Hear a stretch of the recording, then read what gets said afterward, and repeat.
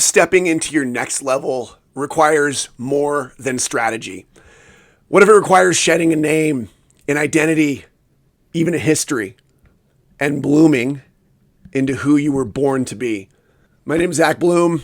I changed my name from Blom to Bloom. It was BLOM before, it's BLOOM now. And here's the story about how that happened and what the results have been in my life, which have been extraordinary. So it's Memorial Day, and in Colorado, Memorial Day, the Boulder is this iconic thing that happened. It's a race that's run in Boulder, Colorado, one of the meccas of running. And when I was a kid, I was a runner, and my dad was a marathon runner, and he would take me to run races with him. So, he'd go run a 5K or a 10K, and then I'd run like the junior level, like the 1,000-yard dash or something like that. And so as I got a little older, he started putting me into harder races, and some of them, the time I even ran it with him, like 5Ks. So the first 10K I ever ran, I was 10 years old, and I ran the Boulder with my dad, a 10K race, which is 6.2 miles for those converting. And it's a long way for a 10-year-old. Now, more than that, so it's really rainy in Denver right now. And it's perfect. Those are like great conditions for running. I think the world record for the Boulder was set that day, if I recall. So this would have been like 1993. Okay. So the thing is the night before I took ill. Okay. Like I'm some 1900s person. I took ill. I got sick and I had this fever. I didn't sleep well. I was just, not just to miss the race. It wasn't like that. It was just, I got really sick, and my dad woke me up super early. It was dark out. It was 5 a.m. or something. And I said, I'm really sick. And he goes, well, do you want to, since we signed up and we're here at race day, what if I loaded you into the car and you slept on the way up? Because it's like a 45-minute drive. And why don't you sleep on the way up? And if you wake up and you're still feeling crummy, well, then we'll just turn around and come back, but we'll just see. And I said, okay, Dad. And I got into the car with him, and I passed out. And what seemed like 2 seconds later, he was waking me up again, and I was sweating. And he said, how you feeling? And I was like, not great. And he goes, okay, well, what if we started like walking the race?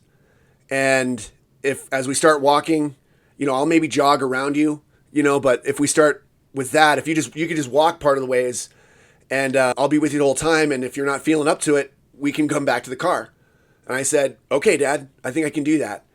So we started with the race, and we started by walking, and I felt well enough as I started walking that I was like, well, it's going to take forever if I just walk it. So I'm just going to start running. And so I ran slowly, and my dad ran in circles around me. And just as we kept progressing, so he was getting, kind of like a 20K in probably. And I was struggling hard. And every now and then he'd check in and he'd say, how are you feeling? Do you want to turn back? Do you want to go back to the car and head home? And for some reason, I kept on saying, I think I'm okay, Dad. I think I'm okay. We can go a little bit further. And he'd go, okay, well, let's check in, maybe see how we're about 10 blocks up, we're going to turn left. How about we check in then? I said, okay, I'll just make it to that turn. I'd make it to that turn. We ran a 10K that way. And I remember afterwards, it was one of the first times I ever had Gatorade. And they had Gatorade at the race, and that was kind of a new thing at that time. And I remember it was like the best Gatorade I'd ever tasted. And we drove home after the race. My dad was so proud of me, and he didn't like force me to do any of this stuff. He asked me if I wanted to do this the whole way, and I said yes, and I really meant it. And so the result was I ran my first 10K feeling horrible. I got home, and we took my temperature, and it was 103. So that's my dad, and that is the environment. One of the many amazing things about my environment is my dad is this great coach and this great leader, and he was sober, and he was a marathon runner, this former pro athlete. And so the legacy of my dad is not just in his name, okay? And interestingly, my dad grew up with the name BLOM, but they pronounced it Bloom. So his dad was from Holland. His dad was born in Rotterdam and emigrated to first Michigan and then to Southern Ontario when he was 2 years old, with his with his huge family. So his dad was off the boat, emigrated to Canada, and in Canada they don't usually change names. It's a nation of immigrants like the United States, but they tend to keep these very dramatic last names, and they have a lot of, there's a German sounding town because all the Germans settled there, and there's a an Irish sounding town because all the Irish would settle there, and et cetera. And so, these were the Dutch were, some of the Dutch were settling here in Stratford, Ontario. But growing up, people honored the original pronunciation, which supposedly is Bloom, dating back to the Netherlands. It's Blom, but it's pronounced Bloom. So my dad grew up as Buddy Bloom and was known as Buddy Bloom. And I didn't know that growing up. I grew up for the first several years of my life as Blom. And then around 10, 11, 12 years old, my dad's sister told us that that the name is supposed to be Bloom, not Blom.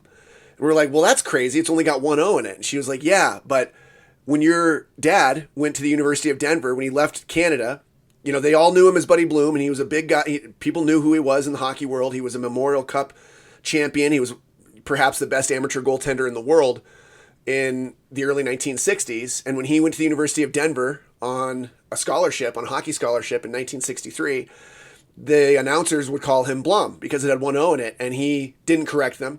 And, the U.S. is a little bit different. Sometimes they'll change names to anglicize them and things like that. That's less of a tradition in Canada. So my dad is first generation. So I'm first generation American with this last name Blom, okay? And, so and this name was kind of one of these things that followed me around. I was a hockey player too. So now all of a sudden I was like, well, I need to start calling myself Bloom. At like 12 or 13 years old, it was when I heard that story from my aunt.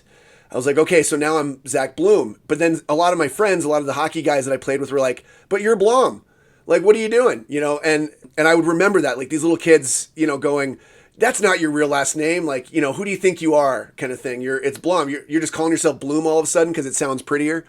And it was interesting that there were some kids with some unfortunate last names. I'm not going to name them here. Great people, but they had these names that were also kind of tough to handle.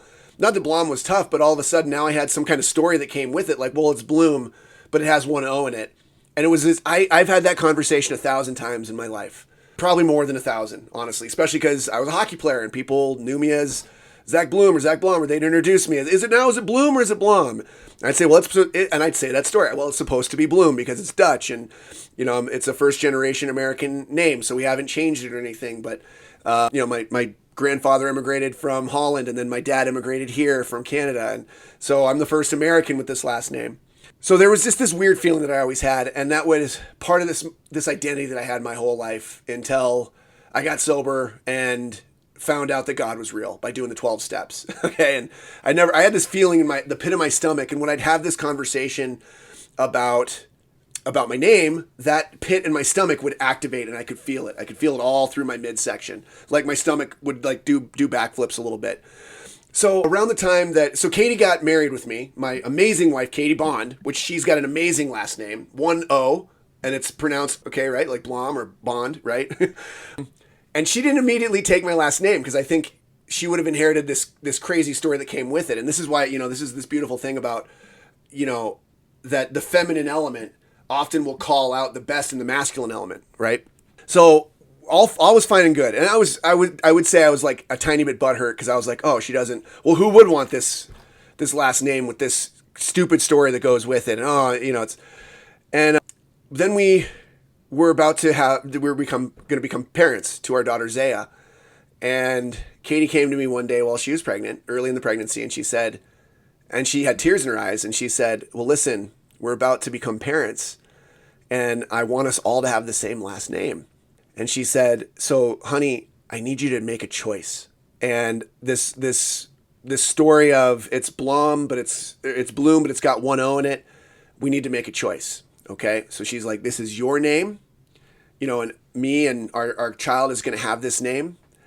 And I just want you to make a choice. There's no wrong answer. Are we going to be Blom with one O, or are we going to legally change it to two? So either we stop saying Bloom and we pronounce it as Blom with one O, or we legally change it and add the extra O and start saying Bloom. And right then I just knew the answer. I was like, well, I can't change the name. Like that's not okay for me to do. Like it's my dad. Like my dad's this incredible person. Like the name, it goes, I think I'm the only Bloom, Blom, with that spelling, in that lineage on the male side. My dad was the only boy, and so I'm the only boy. So I need to keep the damn thing. Oh man, it just hit me wrong because of the original intent. Like, it's supposed to be Bloom, but yet the spelling is off. So how do we, So I was just sitting in it and I was like, okay, then I guess it's going to be Blom. And every time I say it, I'm going to have this little thing go off in my head of like, yeah, it's supposed to be Bloom, but then I won't say that out loud anymore. And maybe with time, it'll go away. And I was just resigned to that. And I was talking to my 12-step sponsor about it. I just happened to mention it to him. And he said, well, what situations do people change their names in? And I was like, oh, well, probably marriage. But, he goes, well, is there any other? Have you investigated it all? And I was like, no. I just immediately came up with this shitty assumption that made me feel, had this activation up right in, my stomach started flipping again. And he goes, oh, well, maybe this is like Google search it. And I pulled out my phone right then. I remember Google searching it. And I was like, why do people change their names? And it said something like, in America, the number one reason people change their names is for marriage. And the number two reason is to anglicize the spelling of a foreign last name. To anglicize the spelling of a foreign last name. Just to make it more, to ring true to what the original intent was, that kind of thing. And I was like, wait, what? That's crazy. I didn't know that. Like, this is a thing. And so I started investigating. I was like, okay, let's see what it would take to change our last name. And this feeling of expansiveness was replacing this contraction feeling about, Blom, Blom. And all of a sudden I had this expansive feeling about Bloom. And man, so I started looking around. I was like, okay, and people were like, yeah, it's a bit of a process. It takes some time. And, our daughter was like 6 months away. And so I was like, well, that's enough time. People were like, yeah, it's 3 to 6 months. You got to do some things. You got to jump through some hoops. You can kind of fast track it if you want to. It costs a little bit more, but it's not cost intrusive. Over the course of time, you'll eventually tell you'll get your passport changed. That'll be a pain in the butt a little bit, but then you'll tell your bank and you'll get new cards issued at some point, and your driver's license, your birth certificate. Those are the big things. You got to go to court and get a court order that says this is the new name. And man, I was like, wait, so I could see the path forward. I was like, wait, this makes sense actually. And I thought about it, and coinciding with that time, I happened to be reading this book called Wild at Heart. And it's a book of for Christian men, basically. And I was in a book study group with a buddy of mine that invited me into this book study. This guy's a great Christian, and I'm, I've always been contending with the Christian stuff since I had a big experience with Jesus in going to church. And I, used to hate these people and used to hate all that stuff. But so I was contending with Christianity, and, I've met Jesus in a near-death experience when I was high on drugs, drunk, in a toilet. I was drowning in a toilet. I went to the other side, and there was this thing with me. And, so I've been this thing with me. And when my first time in church years later, after I got sober, I had a flashback to this near-death experience where I realized this thing was inviting me into an acknowledgement that who I am already, and you can call me by this name, Jesus, if you like. Now, I'm not assigning that I think it answers to other names. I hated Christians highly at that point, okay? But so I bought in, and I was like, okay, and I had this experience. I was overcome, it was the first time remembering this life and death experience where this God thing, this Jesus thing was showing up for me. So that's why I was contending with Christianity at this time. And, I still have trouble with church people, but I love Jesus. Jesus to me is what reality really is. That's my conversation right now, is with this thing, Jesus, in you. And, it answers to that name. It might answer to many other names. You do your experiment, but this is my experiment. And it seems to be, since I've been doing that work, things have been expanding. So I got into this group reading this book, Wild at Heart, and it goes through, as a man, there's all these things that we're walking through, the wounds from our parents, and standing on the shoulders of our parents and the mentors around us. And they also covered, it happened to be coinciding when Katie was asking me this question. There's a couple chapters in there about reclaiming your true identity, and it goes through a couple name changes. Like Abraham, the father of nations. His original name, his birth name, was Abram. And then somewhere in there, when he had this experience with God, he became Abraham from there on, which changed the meaning of his name. Jacob, same deal. Jacob, had a dream where he wrestled with God or wrestled with an angel of God, same kind of thing, basically. And God let him win. But God, messed his hip up. So he walked with a limp after that. But he had wrestled with God, and God let him win. And when he woke up from that dream, he was now known as Israel. So, the whole, Judeo-Christian movement started from, supposedly this wrestling match with God where you contend with this thing and then God lets you win, but then there's this mark, it's Old Testament stuff. So this guy gets kind of marked by his he was marred a little bit from contending with the Almighty. It's not like you're going to walk away unscathed from something like that. So there's another name change. So these things were sitting heavy with me, and I was feeling this sense of expansiveness and talking about it. I talked with everybody about it, and then finally I went and I kind of had my mind made up. Like, I think I want to be Bloom. I think it's everything. Just as I said that, I got goosebumps. All right, this is like, there's a part of me in my being.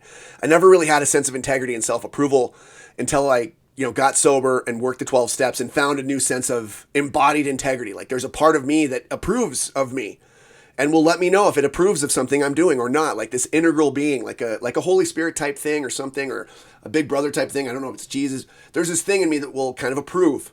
There's this expansive feeling around certain ideas or certain options. And then there's this contracting feeling around certain ideas and certain options. And that's guidance, okay, from the deepest parts of my unconscious. So as I was checking in with this, like, I just kept feeling this expansive feeling. I'm like, I have to go with this. Like, I can't, I'm meditating like crazy around this time. I'm sitting in these uncomfortable feelings, and and all I know is like, this just feels right. So I went and talked to my dad, and I said, Dad, we're looking at changing our name, our last name spelling, to Bloom. The same dad who got me up at 5 a.m, not knowing that I had 103 temperature, and inviting me to go a little further. A guy that grew up with the last name Bloom, and then he moved to the United States. They started calling him Blom, and he came back with a drinking problem, by the way. Okay? So his identity shifted when they started calling him Blom. And now he moves mostly anonymously. He proudly says, I'm Buddy Blom, but when he's helping somebody get sober, his last name isn't even mentioned. He's just a buddy. Which is an amazing, that's such a part of his personality. By the way, also not his given name, right? Not the name he was born with, but the name that kind of came about. Everybody called him his little buddy. He'd go everywhere with his dad, and they said, oh, there's Jan and his little buddy, with him. So I went to talk with my dad, and I said, we're thinking of doing this, and basically, like, we're going to go forward with this. And I just wanted to connect with you on this and just kind of hear what your insights and thoughts would be around this. And he took a beat, and he goes, I think it's awesome. I think you're choosing something here. You're stepping into something, and you're owning your life. He goes, I think it's awesome. And you could tell that it was, there's maybe some mixed emotions. But this is what Dad is doing too. What is Bloom? Well, a bloom is a fucking transformation. A bloom is beauty. It's growth. It's an unfolding. It's a risk. It's a turning to the light, right? It's, I wrote a little thing here about it. I had this insight today around it. And, so the bloom it's intimacy. It's service. It's an invite to being loved. It's an opening to give some love. Okay. There's a fragrance that comes with it in essence. It's this delicate thing. And yet, it's inspired countless pieces of art. It's inspired. It's the caterpillar turning into the butterfly. It's this unbelievable thing. It's somewhere in our history, the first flower opened up its petals, and the insect was able to find it a little bit better, a little bit easier. And so it's an opening. It's a process, right? It's a becoming. My dad gave me his blessing. And all these years later now, so 4.5 years later, whatever it is, sitting in meditation this morning, and I'm about to, do this huge thing on Thursday. I would invite anybody who's watching this and feeling any kind of inspiration. Like, when I started changing my identity, this is when everything started to happen for me. It's the work I'm here to do. Right. And so in meditation today, I was meditating on my, one of the insights I was seeking was, who am I? Please help me get crystal clear on who I'm here to work with. Who do you want me? Is there a name that you want this person to have? Is there a, what are their problems? What are their stressors? What are the things that are really driving them nuts in their life? And I meditate on these things periodically, a bunch of other things too. And so it was time to meditate on this thing. And I could sense that there was an insight coming. So I stayed with it. And this was a 24-minute meditation, not guided, just me. And I could just feel this. And every, couple minutes I'd go, oh yeah, like, what's going on with this insight? And I could feel it coming. And then in the very last minute of the meditation. I don't have my eyes open, but this is just how it works. This is like the timing of it couldn't be more telling. So I got this big insight at the end, right at the end, after kind of struggling. And I was like, okay, so I'm not going to get the answer. That's okay. That happens, in meditation. And then this big thing came through, and it was like, this is not about the avatar of the client you're here to serve and all this bullshit kind of marketing bro language. Okay. This is about you, Zach. This is about your transformation. And I just had these huge block letters in my head appear that just said, I am Bloom. And this is what has been happening in my life. I have been blooming. All right. I've been blomming to blooming, and there's been all this stuff that's been happening around that. And believe me, like there's some people out there that really rubs them the wrong way. Like how dare you disgrace your whatever? How dare you disgrace who you were? Well, you had, how do we find you on your hockey archives? Well, hey, there is no Zach Bloom in the hockey archives. Yep. Because Zach Bloom wasn't the hockey player. That was Zach Blom, and it's this insight that, before my coaching sessions, I will say this thing to me. I will ask myself this question before, I'll take 2 to 3 minutes, maybe 5 minutes before a coaching call. And I'll go, okay, what would Zach Bloom, the ultimate coach for this person, do, say, feel right now? What would this person, how would this person, sitting with this person I'm about to sit with, how does Zach Bloom, the ultimate coach, show up? And it's like Kobe Bryant with the Black Mamba, or, Sasha Fierce, the alter ego for Beyonce, or count any number of Hollywood people that have changed their name. Like Emma Stone is actually Emily Stone, right? And, where there's this idea that people will shit on this idea, but then we hold these people up and idolize people who change their name. We all know that most of them are changing their name. Like they have this amazing, perfect name. And it's like, but they've changed that name and nobody cares because they want the ideal to be pretending.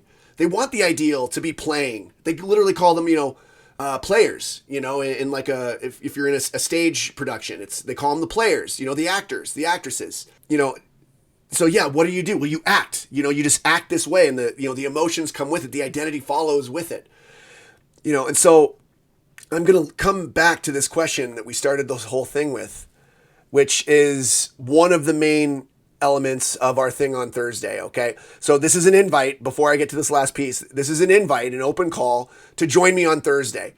This Thursday at noon Mountain Standard Time. It is Maymentum. Okay. And so it's an energetic force where you step into this place. You can borrow this momentum. You don't have to start from zero. You don't have to, if you're a person out there that is a leader, that you're in leadership positions, you're counted on by other people. Maybe you're a boss, maybe you're an owner, maybe you're a founder, maybe you're a coach, maybe you're a speaker, maybe you're an author, maybe you're a content creator. You got the weight of the world on your shoulders because you're here to inspire and you know it. You're here to lead and you know it.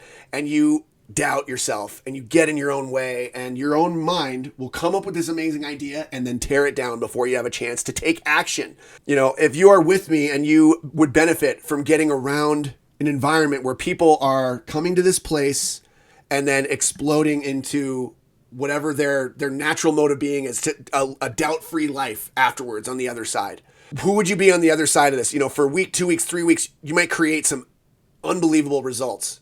And for a lot of the people out there that I work with, they've done 2 or 3 big moves. And those big moves happened when they just like overcame the doubt and they just did this fucking thing anyway. All right, so that's the energy of Maymentum. So if you want momentum, we're running out of May, but we're not running out of momentum. Anytime, people tell me like, Zach, I just want to be around your energy. I'm giving an open invite. This is a free call. It's a 90-minute call from noon to 1:30 on this Thursday. So just a couple days left.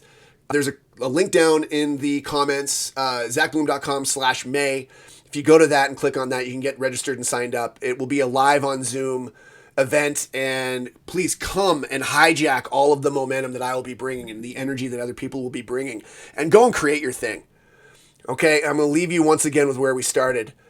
What if stepping into your next level requires more than strategy? So many people come to me for strategy, and I'm like, yeah, you think it's strategy, but it's something way deeper. What if it requires shedding a name, an identity, a history, and blooming into who you were born to be?